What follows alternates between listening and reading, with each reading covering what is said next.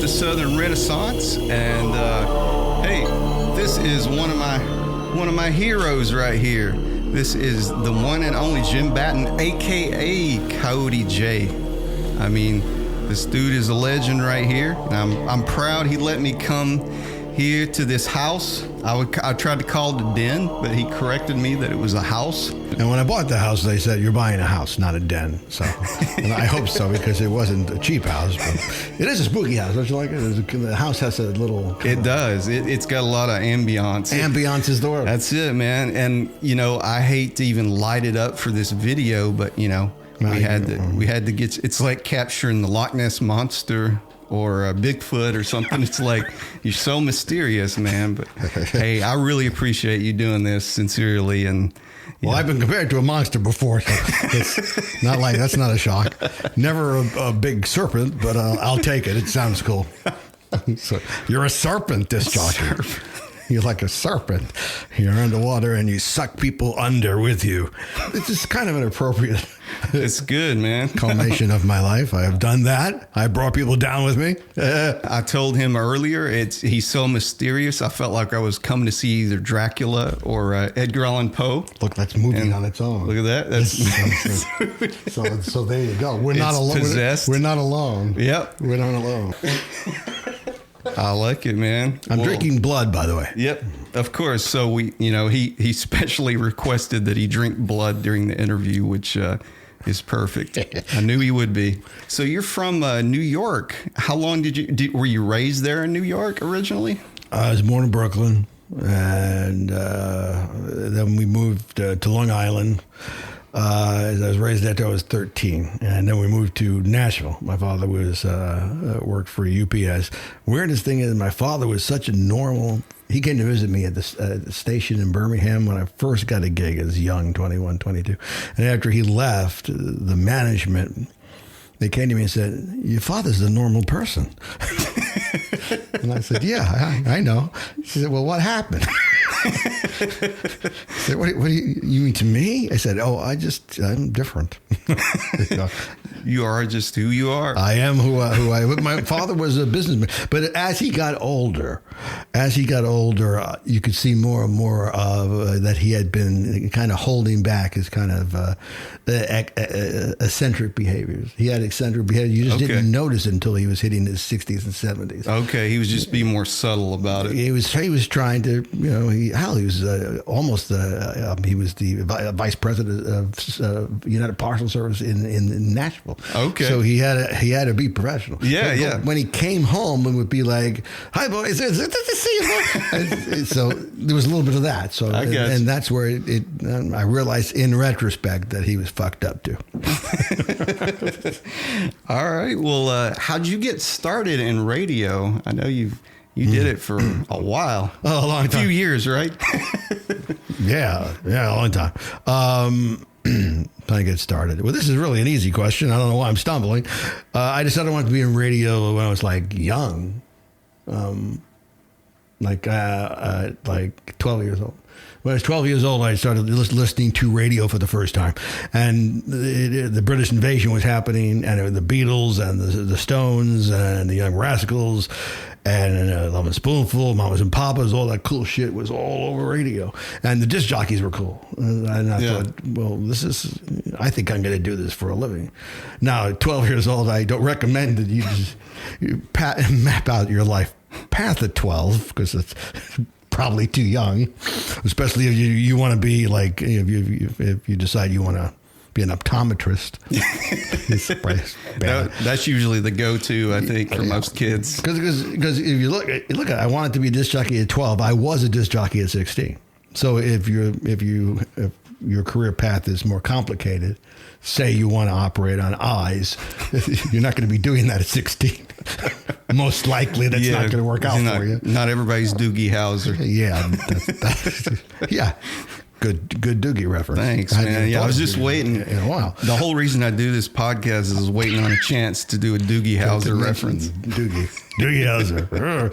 Anyway, so we moved to Nashville. When we moved to Nashville, I remember my mother said to my father, "Oh, well, good. We're out in New York, so forget that stupid radio shit." Although she put it more mildly. Right. So maybe right. he'll move on from that fantasy. Right. But it got worse because Nashville, you could, drive downtown and go up into they're more accessible. Yeah. In New York, you'd have to drive, into Manhattan, and then they had security, and you couldn't just get into a station. But at 13, 14 in Nashville, you could. You could just go up there and say, I want to just watch the DJ. And they would go, okay, well, you can do it for about 10 minutes. And I walked down the hall and watched the DJs do their thing when I was like 13, 14, 15 in high school.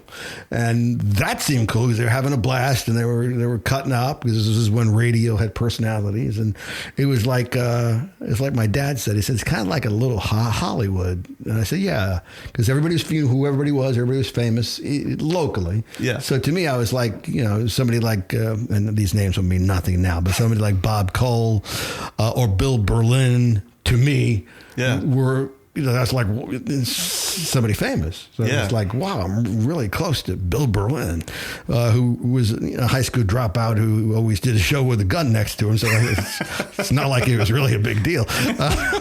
But to me at 13, it's like, it just looked like a great way to make a living. And it wasn't. Well, it turns out. I mean, not for the long run or for the money, but and so are we still on that question? Yeah, whatever you want to say, man. Just okay. Because I have a long. Oh yeah. Well, I got a bunch of questions, but we can do whatever, man. I'll move it along. Yeah. Let me have some wine. Well, because the rumor is that I'm an alcoholic, which is completely untrue. I have never been an alcoholic. I want to right now. I'm tired of that shit. Okay. I am not. I hardly do any drugs. I am not an alcoholic. Okay. But I do drink wine at home. Spiced with blood. With blood, I was going to say. Because of the edge. I mean, we got to keep it, Now, if I take you downstairs to my dungeon, my basement, the crawl space under my house, you'll see unspeakable things. Yeah, I was just, I'm like, I'll suffer from my art. I don't mind. So it was all right, man. You really should take the camera down there and just film the crawl space because it's really cool. Nice. And that's where we used to do spells and stuff. Okay. We had a Ouija board. So the family, we used to mess with a Ouija board. Okay. And that's why we have that. When that moved, that was Edward... somebody, I forget the name, Edward Jones. I know that's also in a financial company. Yeah. But obviously this is sponsored by Edward Jones. Obviously there was another Edward Jones who lived here. Yeah. And we did Ouija boards, me and the wife and the son, and we started talking to Edward Jones. I know we're off the subject. I love it. Yeah. And so Edward Jones made himself, it was an apparition, and he didn't actually appear, but because I don't believe apparitions appear, but I do believe something happens after we die. I don't believe in religions, but I've seen enough evidence to know that I'm getting deep now. No, I'm good, man. I love it. Is it okay? Yeah, absolutely. Can I just riff on? Riff, man. You're the riff master. I mean, the energy. I'm just taking it in. By the way, I knew Tony's father. Few people know that. Tony doesn't even know his father, but I do. So my genetic father. You sure you want to explain this? Yeah, I'm cool with it. And I was going to bring it up later. Okay, well, let's do it later. No, we're good, man. Because it's ironic as. What can you say? You say whatever you want. Ironic as fudge. I haven't used the word fudge in 27 years, but I know his dad, and he doesn't. Yeah. Okay, now Tony, you take it. Right. Okay. No, I mean you tell them. Oh yeah. So the story is how that's possible. Yeah, this is possible. The story is, so I've had a dad my whole life that raised me, and I understood him to be my father. I found out a few years ago, thanks to 23andMe. Oh, they're devils. that was not it wasn't my genetic father. So. One of my cousins reached out to me, or from this family I was not aware of, the McCarthy family. And I found out, sure enough, it was this guy. He was a disc jockey from a long time ago. Oh, they will know. Your dad was Captain Jack. Yeah, was Captain Jack. This is Captain Jack's son, and Captain was big in the 73, 74, 75. And he was on the original WJLN, which was progressive. And I worked with him on the air CFM, which was also progressive. And your mannerisms are very similar, but I know him well. You don't know him at all. So we'll have to do something about that. Yeah, absolutely. I mean, not well. No, I haven't talked to him in 40 years. I knew him well. That was you don't keep a log or anything? No. I talked to him last in 78 or 9. He called from a hospital. Oh, man. Okay. I mean, we could do. I mean, this is ridiculous. We could go on forever. This could be an entire podcast just on its own. Yeah, absolutely. So were you like, when it happened, when you realized your father was someone who was pretty famous in his time, and in Coleman and in Birmingham, how did that settle in? I mean, how did you? It made a lot of sense because I've always been different. Always kind of been into the showmanship and different things like that. So, and then looking at him and different things, it made a lot more. And then finding out he was kind of artsy and, you know, how you want to say that. No, definitely. He was into progressive music. He played really different progressive music. One of the greatest quotes that I still laugh about, he goes, me and my friend were listening one morning high at 3 a.m. to WJLN, and he played Ravi Shankar, who was an artist. I love that. He just played on sitar. Yeah, right? Of course I know about that. Yeah. Ravi Shankar. And so we were listening and we're all, fucked up. And we're listening. And after 20 minutes of this, he goes off and Captain Jack comes on and goes, that's Ravi Shankar, WJLN. My request number is 233-5678. If no one calls, I'm going to play more Ravi Shankar. Just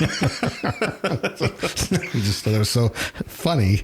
I love it. At the time. Yeah. And I was also there when JLN was One Country, when it became WZZK. Okay. And your dad did the last show there. Okay. Your dad did the last show at WJLN. I had no idea. And he said,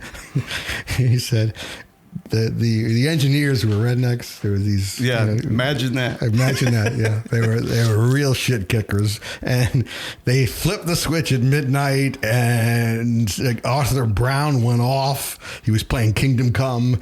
It just was clipped, and it was midnight, and country started. And he said, one of the engineers went into the control and said, "That's it for you, hippies. Get out of here. Your time is over, hippies. Get out of this building." Hit the road. That's hilarious.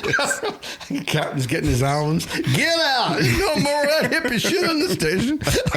Well, that leads me to remember so we were talking about this earlier. I think it's Lloyd DeFries uploaded the video of you from like 1988 getting fired live on the air.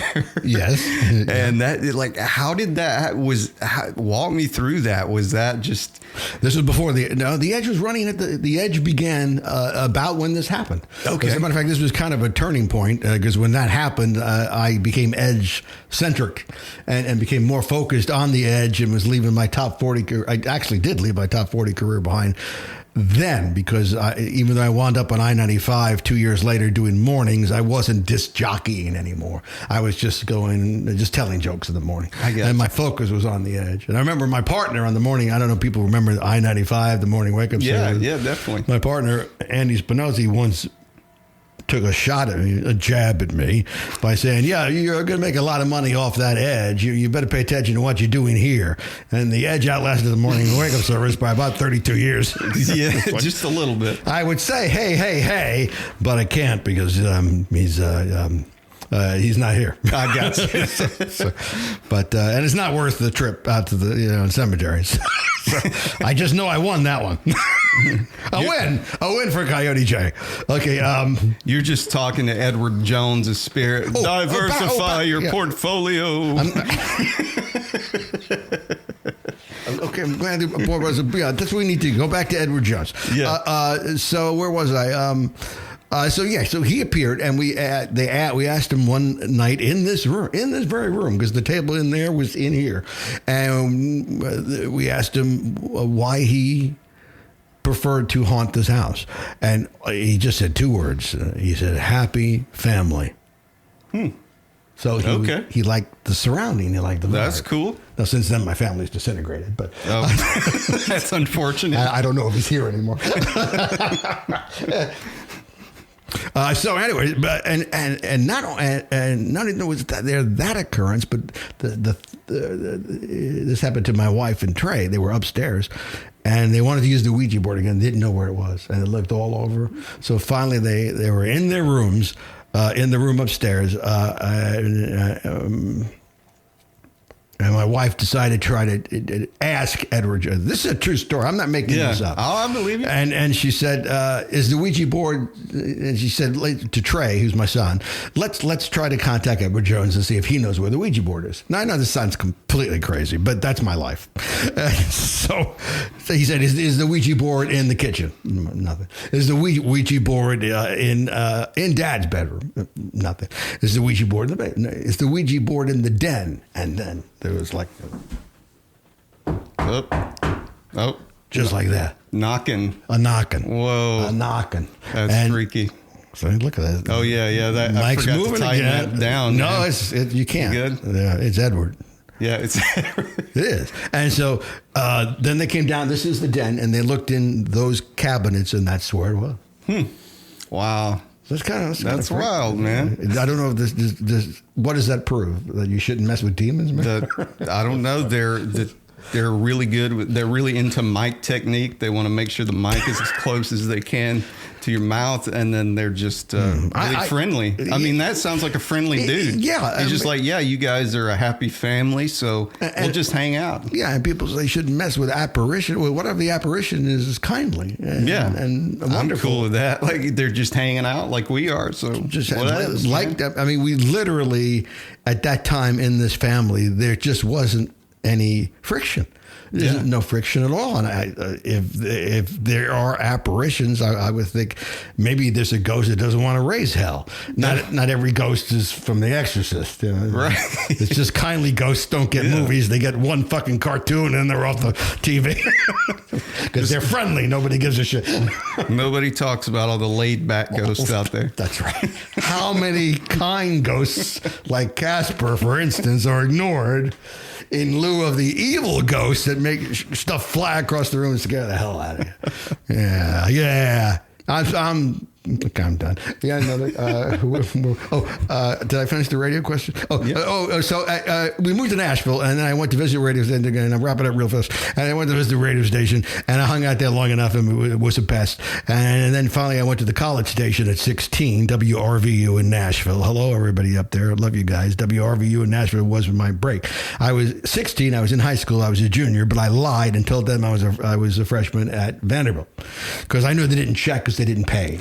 You know, so I knew they wouldn't check. They're just like, whatever. So then I said, so any shift. And they said, well, could you do, give me a ridiculous shift, Saturday night, midnight to noon Sunday.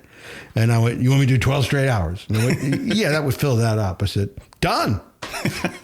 And I got into college radio, and then WKDA, which later became WKDF by 6 months later, heard me on the Vandy radio and hired me at age 17 to be actually in radio, and that's how they listened. And that's how it started. Oh, man. Well, that's cool. That's, it's interesting the way you were in top 40 and it just went to such a dark place, not in a bad way, but no, it's a bad way. In a bad way. It went to, there were some really dark turns, but no, not only top 40, but I was, there's always, I don't want to get too personal here, but there's always been kind of a darkness, isolation of me. Okay. And I later realized I got into broadcasting because I couldn't communicate with real people one-on-one very well. Yeah. I was no one's going to believe this, but in high school I was paralytically shy. If I liked somebody, especially a beautiful woman, and they came up and talked to me, I would literally freeze. It's one of those Can I think anything to say? I was distracted, of course, but that I realized when I got in radio, then I could. Then they came up to me and went, I was somebody. I was someone other. I wasn't Jim Batten anymore. Yeah. I was the guy on the radio. Yeah. So they would come up and say, "Oh, Ron Roberts," because I used to. That was my first. Okay. I had a lot of. Yeah, I wondered about that. Yeah, Ron Roberts was my first. Horrible, but it was given to me. I was fine, and I realized. Okay, so this second persona from the radio, I can relax and be who I really am if I'm under this alter ego persona. If I'm not known as somebody, if I don't have a reputation, then I'm lost because I'm building on nothing. I gotcha. I think it goes. I think it all comes back to my face. I think it's like I need a little oomph for the face. Oh man, you're awesome, man. Freaking legend. But I think that so there was that darkness, but I was really into comedy. Yeah, which I think a lot of people who are isolated and have I don't want to use the word depression because I never mope around, but I feel it's an isolation. It's where you feel like, okay, it's the old comment, you're born alone, you die alone, you live alone, you are alone, you're going to be alone, get used to alone, everyone's alone. Isn't alone great? You don't like alone? Tough, fuck you, you're alone, deal with it. I don't know where I was going with that. Well, you were talking about isolation for some reason. Right. In my head, I immediately heard the isolation song, that Joy Division song. Joy Division. And we were joking about that earlier. You started the very first Darkwave show in America on terrestrial radio, and you finally bought a Joy Division shirt. I bought in the last 2 months. Because he's not opposed. I'm not opposed. I never had a Joy Division, the Unknown Pleasures. Everyone has one. Yeah. Every time I go out for the last 40 years, I see one somewhere. Or is it 50 years now? Whatever 79 was, or 80. It was 1980. So 40 years, right? 82, 40, God, something years, 43. Yes, I never had one. So I was flipping through Amazon and I saw one. I went, I got to buy that son of a bitch. I have enough money in retirement to buy that. That's right. It's just $35. Fuck it. I got to buy it or whatever it was. And so I finally bought one. But yeah, I think I wasn't the first alternative show, but I think it was the first Darkwave show. Because from the first show ever, which actually logged at 81 in San Diego, and then 1982 it was on 95 Rock in Birmingham. If people remember 95 Rock, it became I-95. Okay. But it was 95 Rock first, and it was there. It was definitely the first Darkwave show because everything I played, even the more up stuff, like I would play A Flock of Seagulls, but it'd be Nightmares by A Flock of Seagulls. You know, it wouldn't be Happy. It'd be something that was a little more, I don't know the word down, but a little more darker subject matter or sound. Melancholy. Even the Sad Lovers and Giants, I played Godless Soul, which sounds uplifting, but if you listen to the lyrics, it has a melancholy vibe, so really, if you don't pay attention to it, you go, oh, well, if you pay attention to it, then it's no good. It's kind of like Morrissey's lyrics. Yeah, I was about to say, like the Smiths, like you'll sound like disco on the guitar, but then you're, yeah, it's like with Morrissey, you want to black out the lyrics if you want to have a good day, which with Morrissey is better anyway, I think, is to block out the lyrics. And probably his voice. I do love. I have seen Morrissey 3 times, and it was always a great show. Yeah. And I did like the Smiths, but I didn't care too much for Morrissey solo. Yeah. But I can see that. I think I'm done. He doesn't seem like. He seems kind of like a interesting guy. Maybe not the best. He's a complete ass. That's the word I was looking for. Trying to say. It's a complete asshole. I actually know some of these people, and they're not the most pleasant. Yeah, that's right. I met Peter Murphy. Me and my wife went to Peter Murphy's house like 2 days before Halloween with a friend for a special private concert, and that was really cool. And since then, I've heard things about Peter Murphy that are pretty horrific. but I didn't notice it that night. I mean, I don't know if it's true. I mean, I don't hang out with the guy, but I did. In radio you meet people. Oh sure, yeah. Then they forget you and you forget them. Although I never liked, and I never would. It's why my Facebook page isn't. I could get backstage at any concert I want. I was backstage at Led Zeppelin shows, but I never felt comfortable making the artist pose with me. I always felt like that was an intrusion that they didn't want. they were going, oh, not another fucking disc jockey. Yeah. I gotta act like I give a and I just didn't do it. I just thought they don't want to do that, and I don't need it. Yeah. And so I could see that. I don't have a booklet of me with superstars for whatever that was. Scrap. You just pull out a scrapbook. Yeah, I mean, what do you do? Yeah, what do you do with it? That's me with John Bon Jovi. How about that? Isn't that cool? Yeah, how about that? Bob Dylan. Slippery when wet. Man, I can't believe we've never hung out before. We're like, yeah. I guess maybe because I'm like so much like Rich, like what you said. You're a lot like your father, who was a reclusive person, to say the least. There's another funny story about your dad. After he left the two Birmingham stations, he went to work at WKUL in Coleman, the AM, which is down a long dirt road. And, back in radio, you were always trying to get to a bigger market, especially back then, not a smaller market. And so I think he was a little humble by the fact that, he just got around. You can't hire Jack because he does a lot of drugs and he'll walk out. He was very erratic. I got you. So I one night when I got off the air, I was on WERC AM at the time doing my top 40 act, and we'll get back to the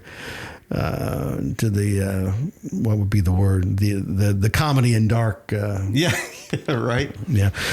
So he gave me the directions. So I was driving down this long dirt road with my headlights on. It was 2 a.m, and all of a sudden I see a shadow in the fog in the headlights, and it's just some dude going. Just like I stopped and the headlights are on him, this fog lifting off the headlights, and I open the door and he goes, "Welcome to the end of the line." Which meant his career was. Yeah, right. I could see that. Which was also hilarious. Yeah. Welcome to the end of the line. Because your father was, you're structurally built different. He was a smaller frame. Okay. Had a bigger head. Okay. So he was just kind of an odd figure in the fog. Odd figure. It was like an elf. It was like it was like this demented, strange kind of elf. Welcome to the end of the line. And I was like, Jack? Yes. Come on in. Wow.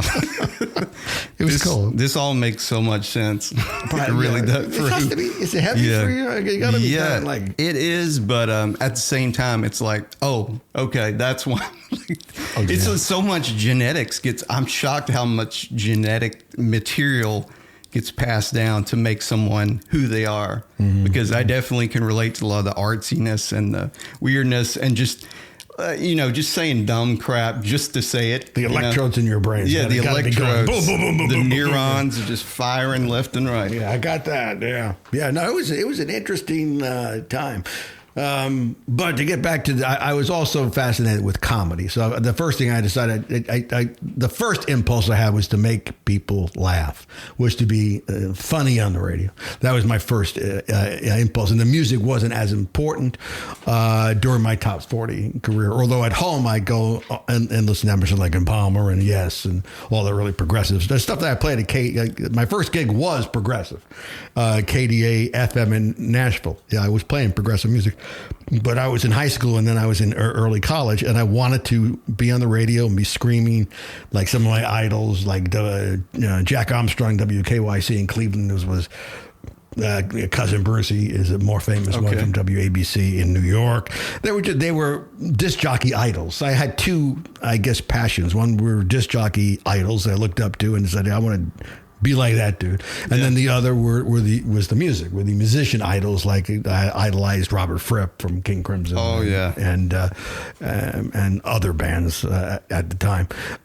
So I got the top 40 gig, and it just worked. I mean, the ratings were like it was ridiculous. It was, It was, a lot of it had to do with lack of content. If you remember, this is 75, 76, 77, 78, 79, 80. So the choices for teens for entertainment were very narrow. Yeah. So the radio played a huge, almost every teen had a radio in their bedroom because you had 3 TV stations. Your parents ran the TV. There was no internet. I mean, you really, the people used fucking CB radios for entertainment. It was so bad. Walkie-talkies. Hello, Bill, are you there? 10-4, goodbye. 10-4, goodbye. Yeah, 2 doors down, like I always said. What do you want to talk about? I mean, it was a really sad time.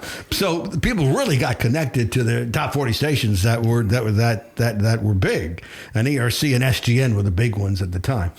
And I mean, it just blew up to a point where. And it ran right into the 80s, and that's when I decided that this wasn't what I was doing a cartoon. I wasn't being me. I was definitely doing a character. Okay. And I threw my voice up 8 pitches. I mean, and so it was just doing an act, and I just. Hit the 80s. I just didn't. Shit changed so fast. I realized they weren't going to be that naive in the next decade. You could almost feel it coming. That it's going to be more real. The 70s were almost like people were.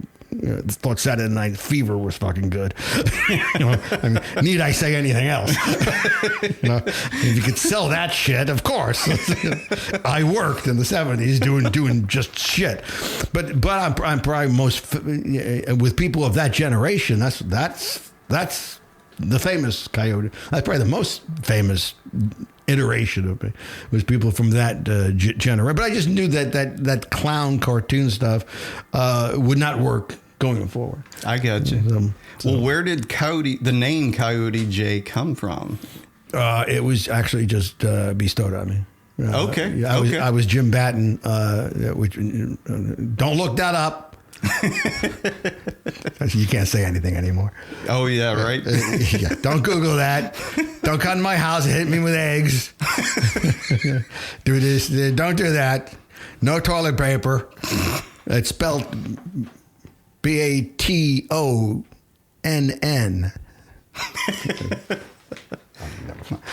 It's Higginbottom, right? Yeah, I said Higginbottom. Yeah. There was a Coyote J Calhoun, and people mix this up all the time when they go on. If you Google search me, a lot of stuff comes up because I was involved in a lot of controversy. They missed the murders, but everything else is there. They really need to work on their investigative part. This is a great response. The murders. So fuck. Is he serious? I don't know. But a lot of stuff comes. But there was a Coyote J. There was a Coyote Calhoun in Louisville in country radio. Okay. And so he comes up in a lot of searches with me. Gotcha. But so we decided the guy running, Frank Giardina was our program director at the time at ERC, and he said, you need a catchy name. There's a Coyote Calhoun in country. Let's call you Coyote J Calhoun. And I don't know why this was important, but it has a little more of an ethnic thing to it. Okay. Hell, I'm 21 at the time. I don't give a shit. Right. You're just like, whatever. He could have told me, it's racist as fuck. It'll work. If I was going to have a show, it's like, fine. As long as I'm on the air and got a show, right. I'll do anything. So, and that really was a lot of it. I literally was 21. So it was like, whatever you want to call me. That's cool. Coyote J sounds fine with me. Well, it works. It worked. Yeah. It absolutely worked. But if you Google, the other Coyote Calhoun is the country guy, and we're different people because that gets confused a lot. Yeah, I went to Ruth Chris one night with my wife, and they said Coyote. We were on they had like a newsletter, and we were on the newsletters like Coyote Calhoun dying here last weekend with his beautiful, and there was a picture of the other guy. You're like, I am here with Edward Jones. Well, he's not even Edward Jones. I'm sure is more attractive than the other guy. Not that I don't think the other guy's attractive, but he's not. He's just he looks different. He's get me out of this, will you? So anyway, I know this guy. I don't want to insult him. I got you. His real name's Jack Diamond, by the way, and he's phony. Well, what was it? the first where you said, hey, I want to do a Darkwave show, where I know you were doing so it sounds like you were doing the top 40, but at that same time you were looking at, okay, let me get the edge going. Yeah. Is that kind of... It was in 81 in San Diego. I was hired by a station that was basically AOR, but real hard rock and roll.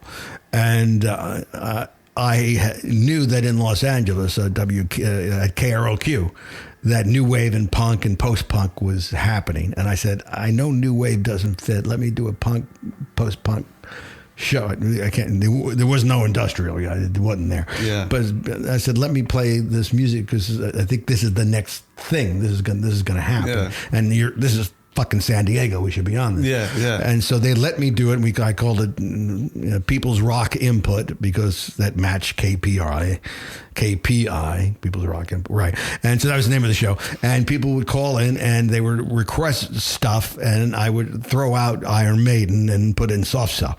So, although occasionally I would leave in, when Number of the Beast really got big, I had to leave it in. But mostly I used it as a vehicle to promote punk and post-punk. Okay. And then when I came to Birmingham, shortly after that, which is 92-ish, I realized that nobody's played anything. They just were, Kicks 106 was the big FM at the time, and 95 Rock had just signed on, but nobody was playing the Pretenders, nobody was playing Joe Jackson, nobody was playing Modern English, they weren't playing U2, they weren't even playing Flock of Sea, they were playing none of it. And I thought, this is just... And they weren't playing the Clash. Matter of fact, I remember a staff meeting at 95 Rock, where the first one I attended, where they were like laughing at the Clash and saying, I can't fucking sing at all. It's awful. I'm not going to play that. And talking about Psychedelic Furs, saying, yeah, that's going to be big. That, this is fucking stupid names. And it's like I'm sitting there going, oh, these fuckers don't know. Yeah. That I mean, they're going to hang on to Yes and Emerson, Lake and Palmer, which I dig, but their time is up. You know, this is at this point that's 12, 13 years ago, and so they just didn't get it. And they would, when they were laughing at the Clash, I knew we had a problem. Yeah. But I got my show on, and then I the way I got the show on 95 Rock was to make them a deal, and the deal was I said. I will do a new wave, we called it a new music show back then. Okay. Now I'll do a new music show one Sunday. The next Sunday I'll do a local show. The next Sunday new music, next Sunday local. So I'll give you 2 local shows with local artists like Jay Willoughby and whoever was big at the time. No way I can remember now. That was a long time ago. And they said, okay, that's a deal. And so every other Sunday was a version of The Edge. And then The Edge itself happened when I moved to New Orleans in 1985. And that was just, they hired me to do top 40. I said, I'll do your crazy top 40 act, but on Sunday night, I want to do The Edge for as long as I want. I'm going to start it at 8 p.m. I may still be on the air at 4 a.m. And they went, okay, cool, do it. This is New Orleans. So do it. All bets are off. And that's the first place I heard. I got in New Orleans in 85 sometime, early. I got the promotional copy of Skinny Puppies. Skinny Puppy. Of Bites. I wasn't even Remission yet, just Bites. And I didn't know who it was. I never heard of it, but I was already doing the show. So I remember that's the first, I put it on control. I put it on the turntable in the production room and listened to it. And I said, well, I like the electronics. And I thought to myself, well, this is either genius or it's garbage. But I'm going to play it and see what happens. Yes, that's great. I wasn't sure. I love it. There was no reference point. There wasn't industrial to speak of, that I knew of anyway. Maybe somebody knows some odd industrial band that predates Skinny Pop. I didn't. Shortly after Frontline Assembly, I started hearing a lot of them. Yeah. And then I totally got it. And I realized, oh no, it's really very good. And then from New Orleans, the station itself went urban. So when it went urban, of course, I had to find a new gig. And that's where I wound up at Z102 in Tuscaloosa, but it also had a huge signal. It covered Tuscaloosa, it covered Birmingham, it covered Huntsville. It had a 100,000 watt FM. It's on the top of the old Channel 21 tower. Okay. So I forget how many thousands of feet in the air it was, but it was like up there. It was the highest tower in Alabama. So FM, I'm not an engineer, but AM signals are straight.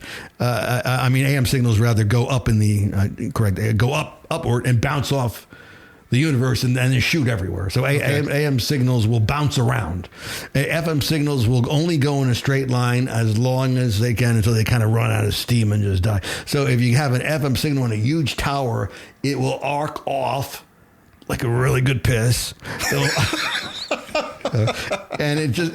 the higher the tower, the higher the arc, and the farther it goes. Yeah. So that's what we had at Z102. You could even hear it in my. I got calls when there was a Dothan station almost on 102.5, and they're like 102.1, and when they were off, you could hear as clear as a bell in Dothan. So it was almost like having a syndicated show. Okay. And that's where the Edge blew up, and then that's where I really blew, because that night show, in Birmingham, I was just pulling a 3 or 4, which today I'd be a god. But back then, you know, in Birmingham, you pulled an 8 or a 9 if you were in town. But remember, I was doing it from Tuscaloosa, still pulling a 3.8 is exactly what I was pulling in Birmingham. Okay. But in Tuscaloosa, I was pulling like a 25. Like, you just owned the, and in teens, we were pulling like a 40. And it wasn't just me. Z102 had a great lineup. Shannon and DC, who were really a terrific morning show. They went on later to work in St. Louis.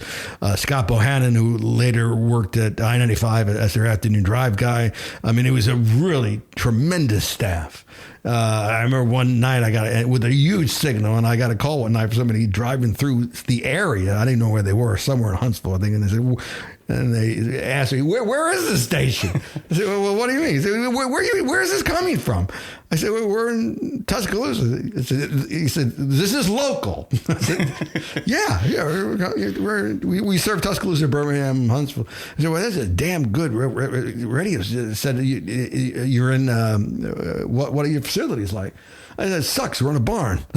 We're in a barn. I said, if I walk outside, they're literally cows. They're outside. I always got to brush the hay off the console every day. Yeah. No, it would not be uncommon doing the show to turn around and a cow would be looking in the window. Which really, but I loved it. Met my wife there. Okay. Together like 35 years. Wow. So that worked. And it just, it was total freedom is why I think I really loved it. There was no overlords, except when I got fired on the air. That is just classic. I mean, it's almost like it couldn't be scripted any better the way that plays out. I've listened to it probably about 10 times. I'm like, it's just funny and absurd and ridiculous and wonderful.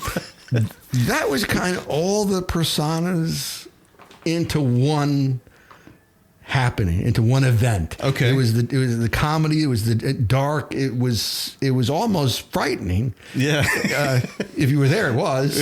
It was frightening. It was almost everything, and it blew up my. But this has never been mentioned, but that really was the last top 40 show.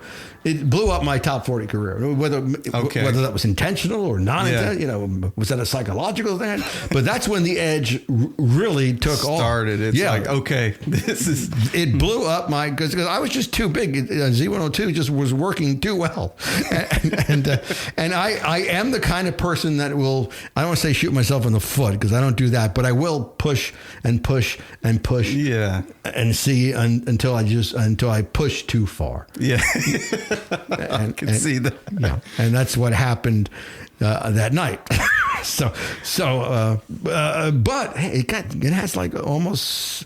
If you put the two together, there's a short version on YouTube, an edited version. Yeah, I didn't put it up. So, Lloyd DeFries put it up. Yeah, Lloyd has runs an online radio station. He runs K99 online. Oh, okay. Which is a great progressive top 40.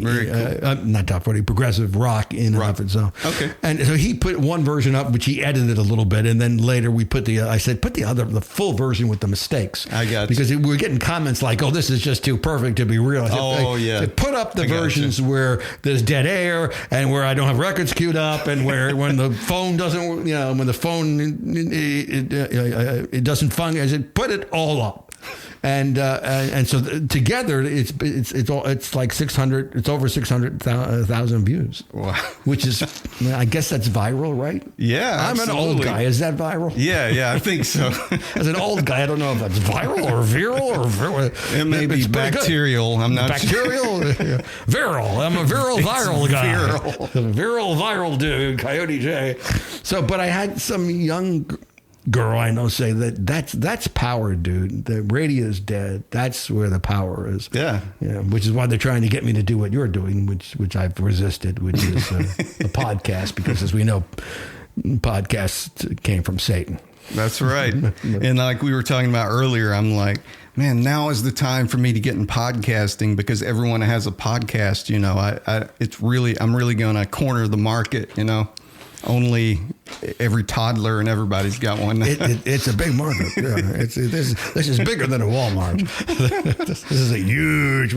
Okay, so any other question? What did we not touch on? Well, so we were talking about that. How do you feel about the way media is consumed now? As opposed to when you were on radio. Terrestrial radio. It's just it's so different. It's hard to even nobody's ever asked me that before, really. I don't think. It's just, just everything is self-discovered. You don't need the middleman to show you the way and or to instruct you.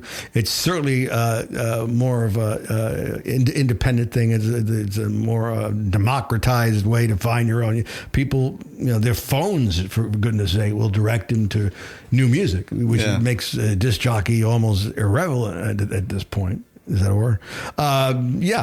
So I know that's how I find new music. I find it by just flipping through Spotify or my phone will make a suggestion, and then you go to that suggestion and make it, and it makes 8 other suggestions.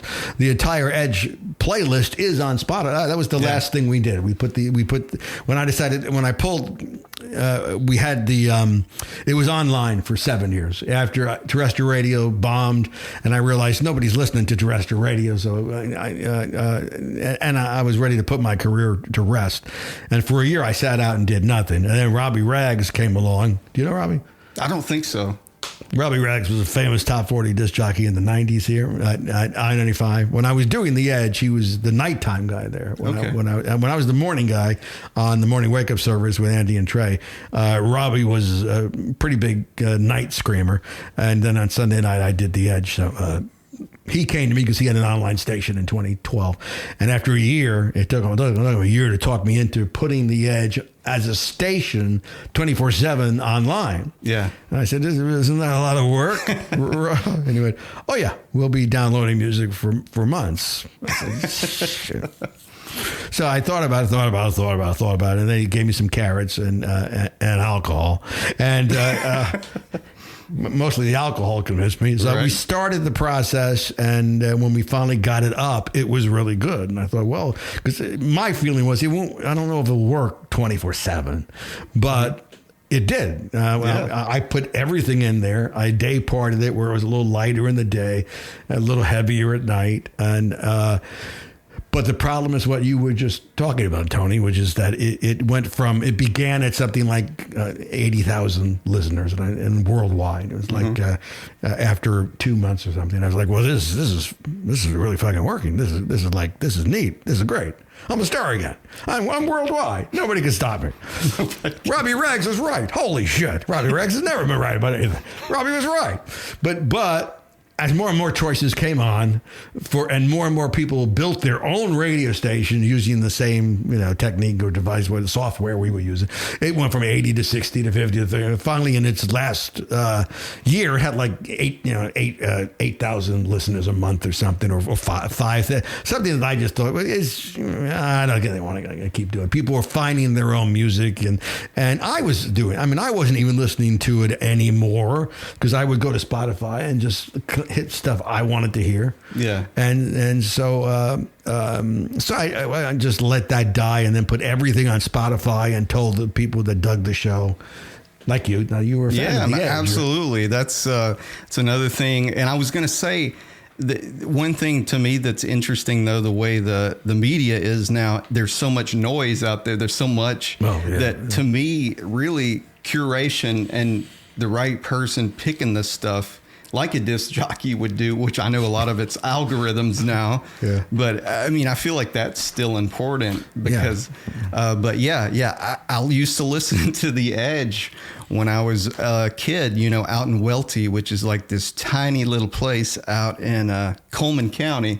And we lived out in the woods in a trailer, and I used to gaze into that empty wilderness and turn on The Edge. And I can't do it. This is the Edge. I can't do it. Must but have been very scary for you. Yeah, it was. I wet myself a couple of times, and no, that didn't happen that I remember. You're listening to The Edge. Perfect. I mean, when I got older and it got later, it got that, and that progression on The Edge was good too, because it started out kind of light. It was post-punk, but it was more melancholy when it was dark. Okay. But after midnight, it got really dark, really dark. That's when I pulled out all the industrial and of course a lot of that stuff had just happened. I mean, we're talking about '89, and the industrial and some of the dark ambient and all that stuff was coming along about that time, which really changed the culture of and the vibe of the show. It stopped being kind of a one. It almost was not. Well, it always was dark wave, but it had more of a new wave kind of flair. And then, but then it became dark wave leaning to darker wave, leaning to just morbid wave, and then then the self harm wave.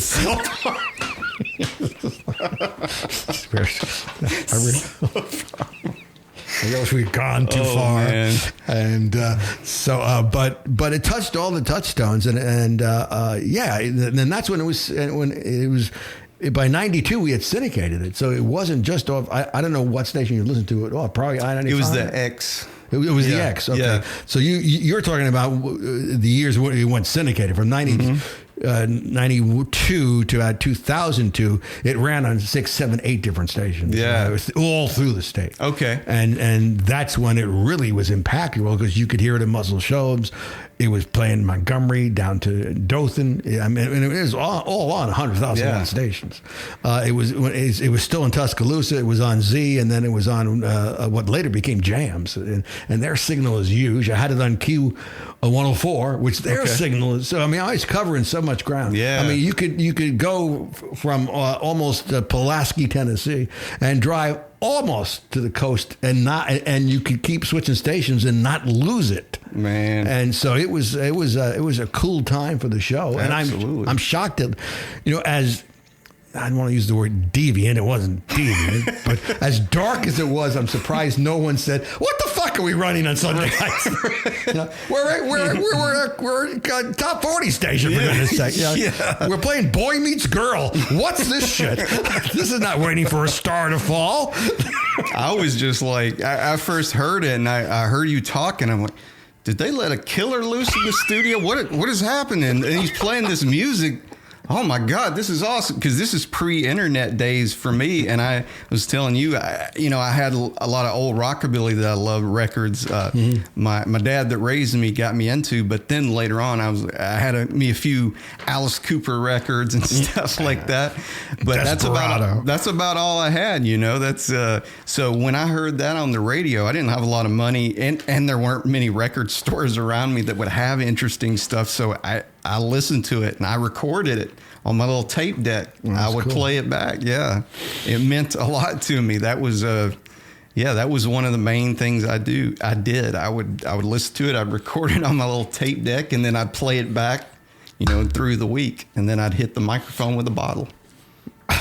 And then at this time, and all through this, you had no idea that I knew your father. I had no clue about. Like I told you, I didn't even know this guy existed. He didn't know I existed, until a few years ago. I didn't know that, and it was a shock to both of us. So. Yeah, that is sure. That is wild. Because I thought when you first told me, we talked online. I thought when you first told me that he knew when maybe you were giving up for adoption, but you said no, he didn't know at all. It was he didn't know at all, and it was day one. Thomas Purdue, that's the one that raised me, and he's my dad. I consider him my dad. Well, he's always. Your dad, yeah. So, but he. Yeah, it was wild. It was definitely, because you think your life is one way. Yeah. And there's certain things happen, but hey, okay, this is the way life is. I know that this is a constant, and I know this to be a thing. And you're like, wait a minute, it throws you off. Yeah. Your core was shattered. Like, wow! Oh my God! I'm not. What? Yeah, exactly. I got to start all over. What year is it? Yeah, that's pretty much it. Yeah, no, that's really interesting. Yeah, man. But I mean, he was such a, and still is, I suppose, but such a strange man. Yeah. He just, everybody that knew him got along with him. He was a cool dude, really good on the radio. Had great pipes. I'm going to have to find, I do have an air check of him. Yeah, I'd like to hear that. Have you not ever heard him on the air? I've never heard him on the air. I have heard some of his music. Apparently he just stays at home now and makes outsider music. Or like, it sounds like movie soundtracks. And you said he did a rock opera? Oh, yeah, it was one of the last, when he quit ERC FM, he composed a rock opera about his life, and he condensed it into like 12 minutes as to why he's being persecuted by ERC management and why he had to leave. And his father was in it giving him advice, and his mother floated. This is before Pink Floyd's The Wall, but it had a vibe of Mother by Pink Floyd. Okay. And it was, and he did all the voices, and he did his mother's voice, father's voice. It was genius. Wow. It was, and I do have it in my attic, but my attic is I'm going to have to find it. It's in a box in my attic. I'll have to dig through it. Nice. Yeah, and find it for you, because it is reel to reel, but I do have a reel to reel player for those of you that have no idea what the hell that is. Reel to reel used to play his tape. It goes. For those of you who don't know what tape is, you're too young to be up this late. Go to bed. You realize we have people who listen, they don't know what tape is. Yeah, that's wild. Yeah. Well, I know you produced the band Feeding Fingers a while back, and you produced their album. All right, how did that come to be?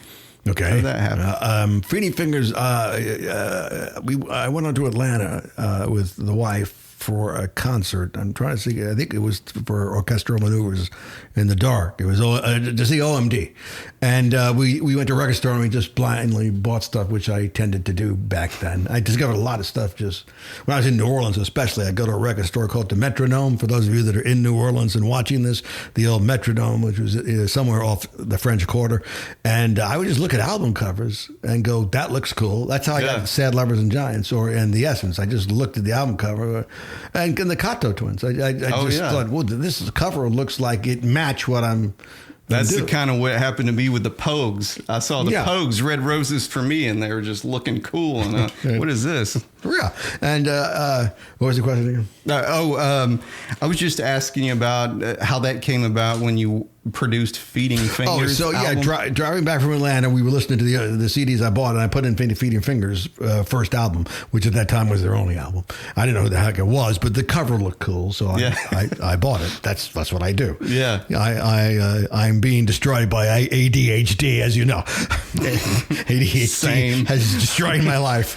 It's that's why I have all those new albums out there. I thought I'm going to replace about 10 albums, and I replaced about 400. I just couldn't stop hitting cart. It's too easy. Yeah, it is too easy. It is. I finally took the goddamn Amazon off my phone. It's like, yeah, now do it. Because now I can't buy a screwdriver, so it's not actually a win. So I put in Feeding Fingers, and it was it sounded we thought it was a European band. It was cool Darkwave, and the guy's voice wasn't quite there yet, and some of the songs weren't quite there yet, but it was good. So I got home and I put it on the edge a few times. I honestly don't remember how we hooked up. Probably email back then, because now we're talking 2003 or 4 or no 6. So it probably email, and then he released a second album. Baby Teeth, which he produced, and I said, I told him that album's not produced well. That's not a great record. And I said, let me produce your third record. Let me at least have a say in what we do. And the third record, Detach Me from My Head, it just came together perfect. It certainly wasn't all the Coyote genius. But he sent me stuff that was just good, and all I had to do was tweak it. Okay. And it came together. There were 2 tracks. I Promise You a Machine and My Own Life, I think it is, that were so good. I emailed him and said, don't even remix it. I mean, it's perfect. Just let's go with it. It's cool. Make a video and go with it. And so that album did very well in Europe, well enough that he decided to move to Germany. Okay. And to pursue his career there, because we had many discussions, and I said, if you really want to have a career in Darkwave and New Wave, you're not going to make any money in the States. It's just not going to happen for you. You're going to wind up like everybody else in Atlanta that's trying to do it, and you're going to finally splinter apart. You're not going to sell records, and you're going to wind up drinking out of a water fountain at your version of 5 Points. Self-harm wave. Self-harm wave. So he did. He actually took my advice. Not a good thing to do. And moved overseas. And then we kept making records together, the best of which since Detach Me From My Head was The Occupant, which was a really good record. And I kept producing his records through 2021. And then we kind of fell out of it. I mean, I still talk to him, but I to be honest, I didn't want to put any more money into the project. I put quite a bit of money into the project. And I thought, God, I mean, have you heard any of this? Yeah, I really like it. Yeah, very cool. I told her, you're right there, but you got to be there. You're close. Yeah, you're close. I mean, it's kind of got a Traitors vibe, but it's not quite. It's not quite there, but he's really talented and he's really good. And I think one of the main things that holds him back is he wants to do so much at the same time. The albums sometimes are a mishmash. But he's released some stuff that's just genius. That's nice. just fabulous. And so I did that. Certainly not for profit, for 10, whatever it was, 2006 to just for a long time. Yeah. Cause we still talk, but I'm not producing the record he's doing now. So, I got you. So, but I wish somebody, Feeding Fingers, look them up. On YouTube or Spotify, they really got some great stuff. Ignore Baby Teeth; it's an oddity, but the rest of his stuff. Start with Detach Me From My Head, and then go listen to The Occupant, and from there spread. Listen to some of the other suggestions, because if you like Darkwave, to me it sounds like another iteration of the Cure. Only with energy and what the Cure might be if they started today rather than were burning out today. Okay, I got you. Yeah. That's cool description. Yeah, what I heard, I haven't heard a lot of it, but what I heard, I really liked it. I thought it was great. Yeah. No, there's a load. Justin Curvman is the lead. He's their Robert Smith. I mean, he writes everything and arranges everything and co-produces and sets up all. They just toured America and did quite well, but they're more popular in Europe because Darkwave over in Europe is huge. I mean, almost all the Darkwave bands that are hitting on all cylinders are overseas and from overseas. It's just for whatever reason, America is it likes rock and roll, but these days it doesn't even like rock and roll. I don't know what the hell is right? Because I mean, rock and roll is not even that huge in our country. And if you look at the popular artists today in America, in the States, it's not It's not rock and roll. It's kind of how would you describe it? I don't know, like a lot of pop music, right? It's kind of prefab pop. Yeah, produced pop. I don't know. Yeah. It's got a lot of production. Yeah, the algorithms are doing a lot. Yeah. So what do you think about AI and all that kind of stuff happening now? I mean, I like AI. Everybody's afraid of it and scared of it because they people my age watch too much Space Odyssey 2001 and they're traumatized, like PTSD from that movie. I think it's a cool thing. I have spent nights going through AI videos with that are way more interesting and way more compelling and way more spellbinding than any of the videos from people who were on the other side of the coin who were real. Yeah, and it's like I prefer this. This is teaching me so. This is talking to me. This is making suggestions I can use.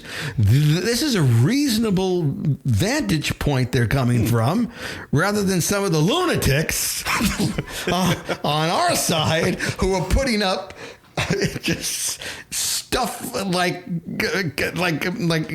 school children are defecating in cat boxes in their classrooms. Like that's I don't want to hear. One, it's not true. Okay, this is a lie. Right. Yeah. There's no 8-year-old taking a dump in a cat box in his kindergarten class. You ever try to take a dump next to somebody? You can't. It's difficult. It's difficult. Yeah. You can't do it. You can hardly piss if someone's in the next stall. And you're telling me that they're furries and they use cat boxes to really, and they're defecating in their classroom and it's like a Brian Wilson disease. As long as you can make that perfect arch like a good FM signal. I mean, so on this side, there's just too much crazy. It's like, well, this stuff is just, it's just too much crazy for me. I mean, I turned off on politics and a lot of news and all this stuff. Is like a real bad problem we have in this country is that for years people assumed that if it was said on the floor of Congress by a statesman, a senator, or for a House representative, that it had to have some truth to it or it wouldn't have been spoken. Yeah. That is not how it is anymore. Yeah, not so much. That has changed. Stop putting so much stock in anything anyone says from the House floor. They'll say anything. Right. Even Barry Goldwater didn't just make shit up. Right. The craziest, even McCarthy didn't say, school children are taking shit in cat boxes in every classroom in America. Maybe we should look into that. Right. No. They said no. I mean, it's just... It's got to the point where, but it does lend legitimacy to a lot of stuff that's said. If you hear someone say it in the House of Congress, the Senate floor, sure. I mean, I get the poison it's put in. If you want to use the word, I can't think of the word I want to use. Poison is not the right word, but I get the connection. I get why people go, because they do it with the internet. They go, well, it's there, it must be true. Yeah. And if you're saying it from the House floor, it adds a lot of legitimacy to it. Yeah. No matter what the hell you're saying.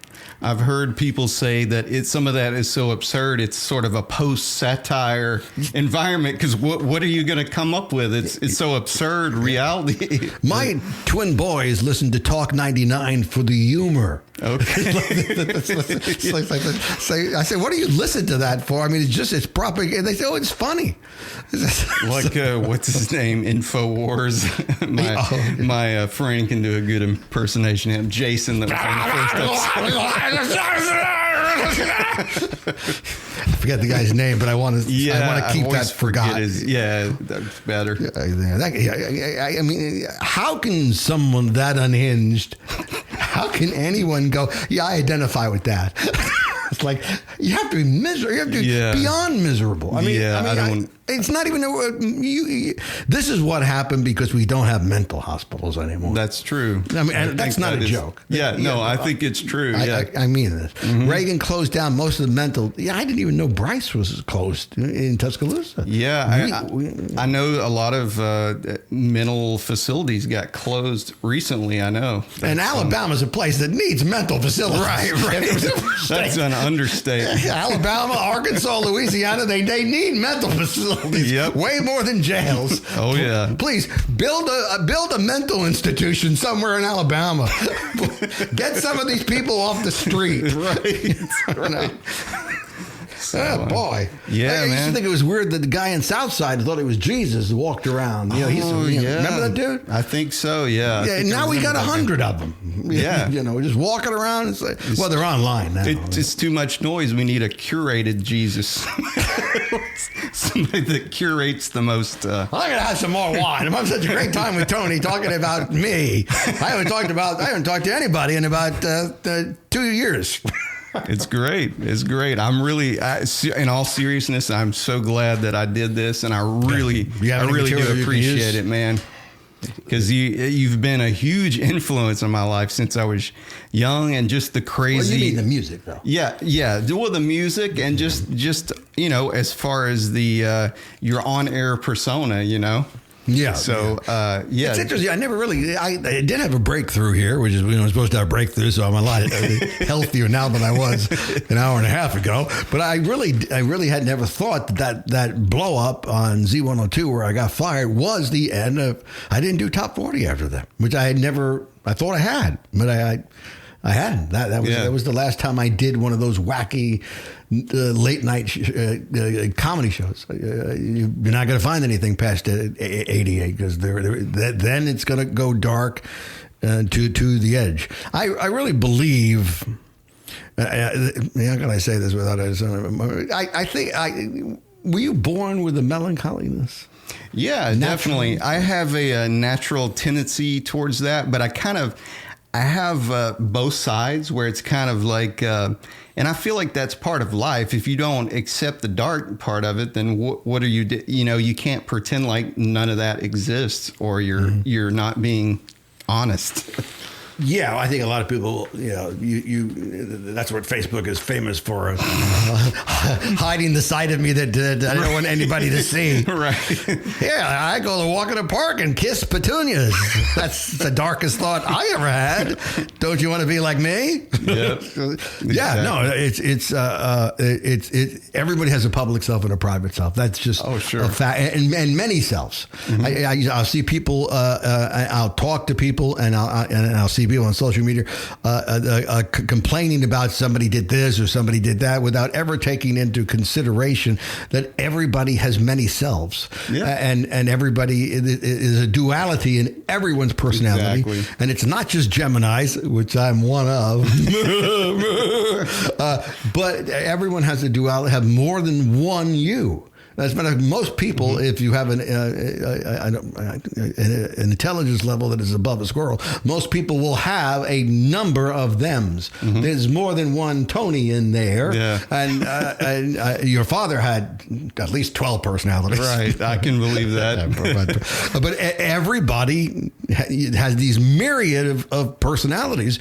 And I think now we call it, I disassociate and become this. Mm. I don't even know if it's a matter of disassociating. I think you are that. Yeah. You are what you are in the moment. You may not be disassociating. That's just you in this moment. Yeah. But disassociate is a good word, I suppose, to explain what happens to the human psyche when you're finding yourself in a place that you didn't expect to find yourself in, say, even a day ago. Because every day you can feel different. I know that I definitely do. And disassociate is an interesting way to put it. Certainly when I did The Edge, there was a dissociation there because I'm not that dark of a person. Yeah. Right. I hope. No, I mean, I know I'm not. In real life, that's where my dichotomy is. In real life, I have a dark side, but my overall disposition is up. is bright. I mean, if you talk to my wife and my kids, they would say, "Oh, our dad's up." Yeah. So I don't know what that means. But if you don't like disposition, how about disposition? That's left from the top 40 days. Oh, nice. That's a 30-year. My wife loved that joke. I thought it was good, man. Don't like disposition. I wrote that, by the way. Nice. So anyway, I don't know. I think as a person, I try to be open and I try to be me and I try to be real. Yeah. But real doesn't work a lot. I'm sure. I know that you're that way. Sure. I just met you, but since I know your bloodline, I know you're that way. Well, it's. I think there's a showmanship element to it, and you're in a way you're playing a character, and then you're kind of you want to make it. I know I kind of. You're just talking about you, Yeah. I'm talking about myself. My stage persona is TMFP, Tony motherfucking Purdue. Oh, yeah. So that's a totally different guy than me just sitting here doing this or, hanging out at home. Yeah. That's like me being like a totally different. So I get it, man. Yeah, I mean, everybody has these dichotomies of personality. A lot of because you'll see somebody that will say, "Oh, so and so's a dick," and I'll know the person and go, "I've never seen this person be a dick." Yeah, and you just it's interesting. I do think the downside of social media is that anybody can put down a flag and just upset the apple cart. Sure. I kind of liked it better in the old days where those people were just on the street corner and screaming about communism. Yeah. You just ignore them and keep walking. That's right. Yeah. In a robe. They're communists. But now they can really, January 6th was a perfect example of them putting down a flag and just turning shit upside down. Yeah. In the old days, that would have, it couldn't have happened without social media. Those people would have been on street corners in their home screaming to the abyss. Yeah. We were robbed. Right. We got robbed. And you just go to Denny's and have a fish market. Yes. Have some fish or the moon over my hammy. I like that your immediate resolution. Just go have some fish. That'll take care of it. What? Did I say that? Yeah. I don't remember half the things I do. I love it. Okay, any other questions, sir? Not really. I'm sure this is too long to even use. No, I think it's great, and I wish I could talk to you forever because I love it. I love hearing your just explanations of everything and your Coyote J way. It's just you have such a unique way of unique take on everything, and like I say, I really appreciate you letting me come over here and shine these bright lights on you. Yeah, and most vampires, they don't like that. That's the toughest part. If people wonder when my sunglasses are on, there's huge stage lights on me. But if you look, I look fabulous for my age. He does. Come on. Absolutely. Yeah. Most people my age they're not even here. That's right. And literally, they're not here. We're the only ones here. But Edward Jones is here trying to get us to diversify. I haven't heard from Edward Jones in a while, though. I wonder, since everybody left, everyone went to college and everything, it's the ultimate empty nest. I wonder if Edward got bored. Maybe so. Every now and then I do hear something that is completely unexplainable. It wasn't too long ago. I was in one room, and matter of fact, it was just last week. I was in the living room watching TV, and there was a huge bang in the laundry room. And it was like, well, what the hell fell? And I ignored it. And then when I went to look, I couldn't see anything. So I don't know, but I think everyone has those experiences. Yeah, I feel like a lot of people do. I've definitely had experiences and I'm kind of like you. I'm kind of indifferent to it. I think there's things that we don't understand, and I just as long as it's not messing with me, why does it matter? Yeah, just hanging out. Well, that's it then, right? Yeah, man. Well, hey. Thanks for letting me do this, man. Come over here and... you will edit this, I hope. I will edit it. And yeah, definitely take out that rule. It'll probably be only about 1 minute once I'm done edit. I'm just kidding. But I thought you said you're just going to take out 1 minute. I was going to go, oh no, you're going to take out way more than one. I'm taking out everything but 1 minute. Yeah, that'll make it tight. That's what they call it. So we say in radio, that'll make it tight. Yeah, that's what they always used to tell me in broadcasting. Can you make it tighter?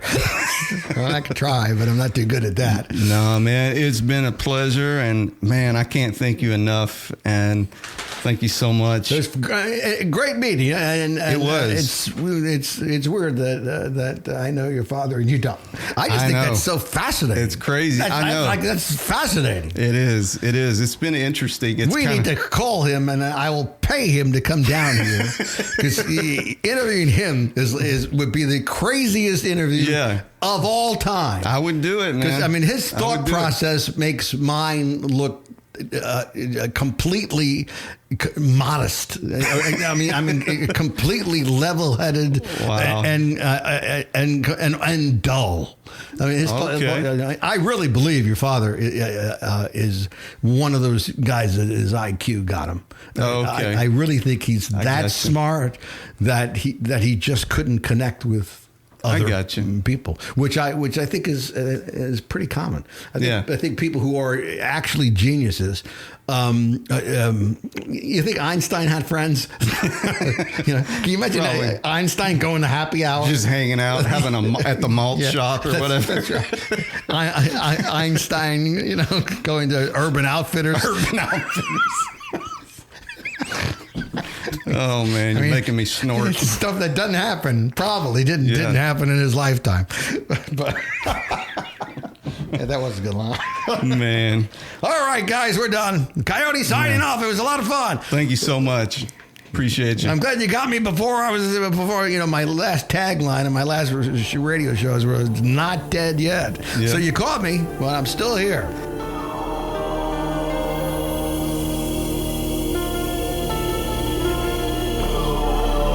Thank you so much for tuning into Southern Renaissance.